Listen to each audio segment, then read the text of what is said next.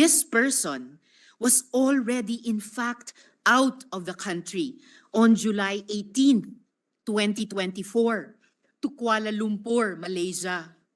Mr. President, hindi po pwedeng ipagkaila na siya ito dahil match na match po ito sa kanyang Philippine passport.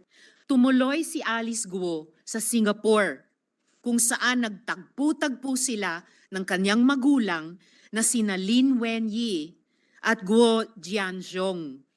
Mistulang reunion sila doon kasama sina Wesley Guo at Cassandra Ong. Sinong may kagagawa nito?